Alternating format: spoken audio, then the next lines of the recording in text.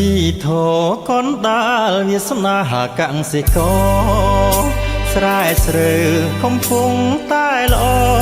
ទឹកជន់ចូលមកលិចគ្របផ្ទៃវាលើ314ស៊ូទ្រាំត្រុតត្រោមបំរើប្រជាចំនេះមាននីជិះជាន់គ្រប់គ្រាមិនធ្វេមន្ទីរពេទ្យផ្សារសាលាអប់រំ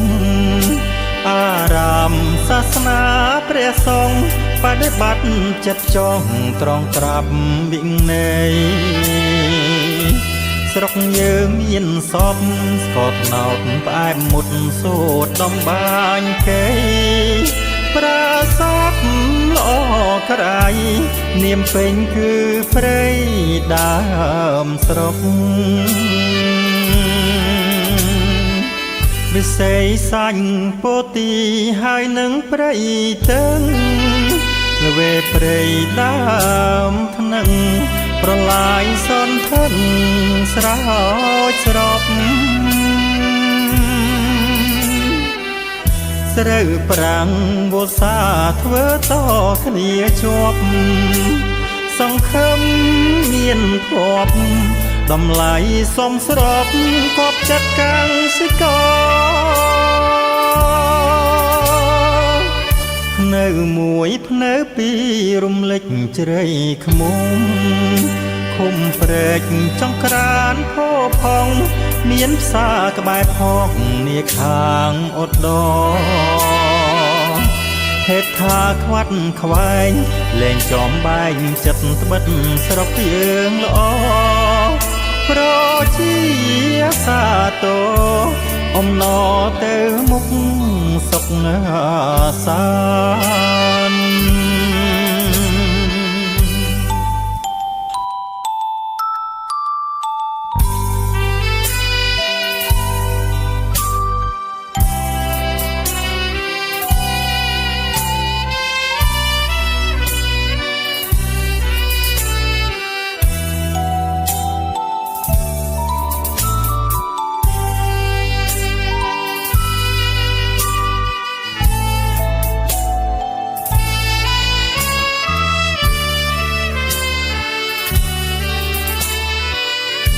នៅមួយភ្នៅពីរំលេចជ្រៃខ្មុំ